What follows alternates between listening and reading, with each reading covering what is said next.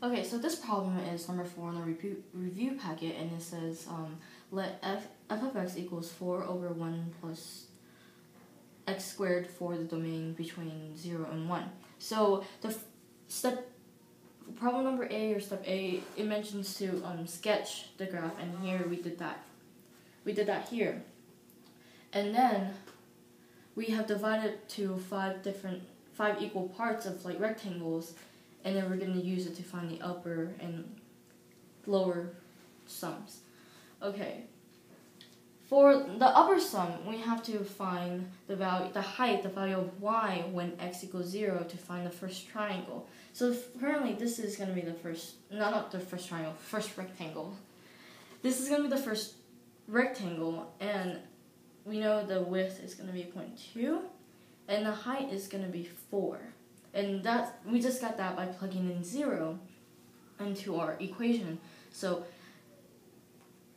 f of x, okay, so when you plug in 0, it's going to be x over 4 plus 0, plus 0, and it's going to equal 4. And we keep doing this for each individual rectangle, and we're just going to add the rectangle. And eventually, as we add the sum of each rectangle, this will be the final answer for the upper rectangle.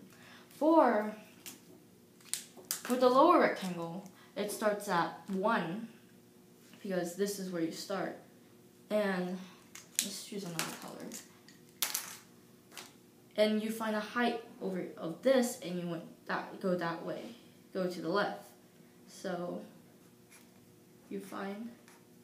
first you plug in 1 to this equation.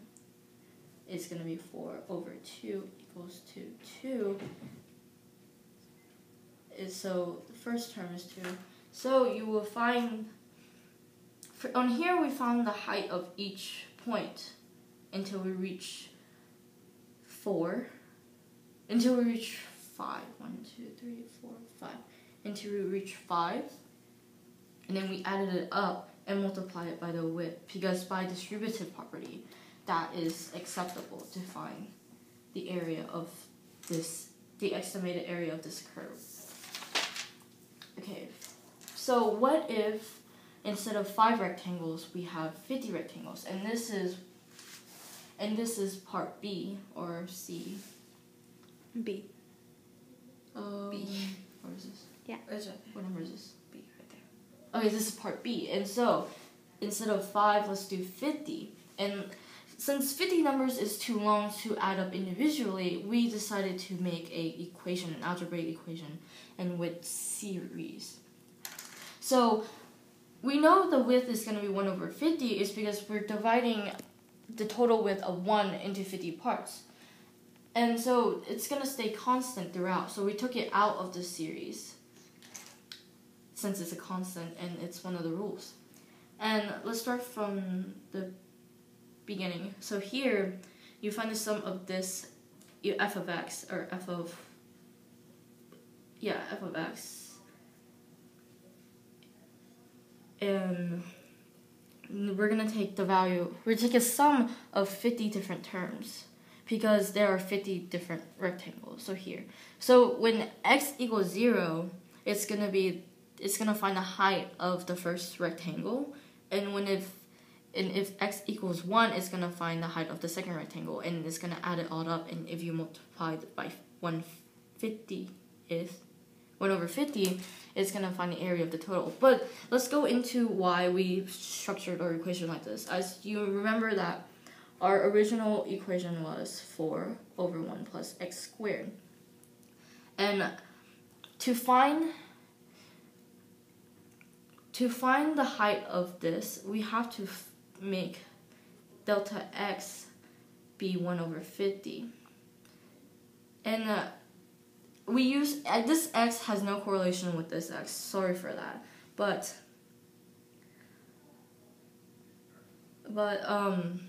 1 over 50 is going to be the change of x. So whenever x is 1, it's going to be 1 over 50. X is 2, it's going to be 2 over 50. And the delta x of that will be 1 over 50. So every time we add like a number and it's as a number in this term, so like the third term will be 1/50th bigger than 2/50th, and that's our logic and why we chose this equation to represent the height at that moment. And by using sigma, we took the sum of each height from x equals 0 to 49, which represents 50 rectangles. And then the same goes for 500.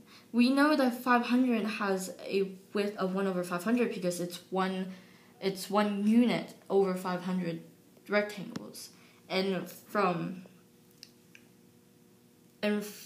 With the series, we found the sum of 500 rectangles or 500 terms, which is going to be from 0 to 499.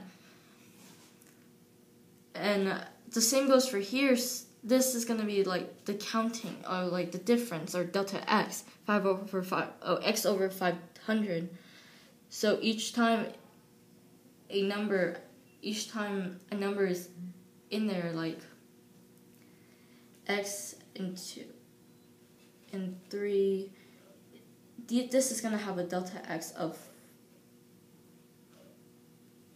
1/500. And I forgot to mention, the lower sum is going to be like here. Instead of starting from 0, you start from 1. However, the number of rectangles is going to be the same. So instead of it being 49 or 499, it's going to be 500 or 50. So this is going to be 50, 500. And the same equation goes here.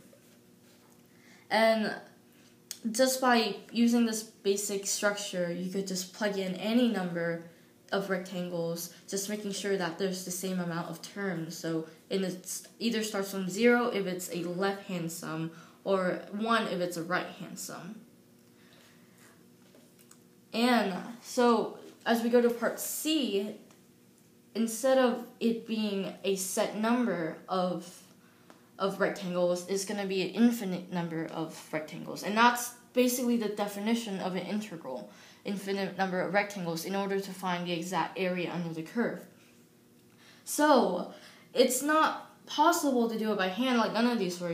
We had to plug it into the calculator. But eventually, when we plug this in, so 1/infinity times this times that, it eventually equals to 4.1416, which is the same or equivalent to pi.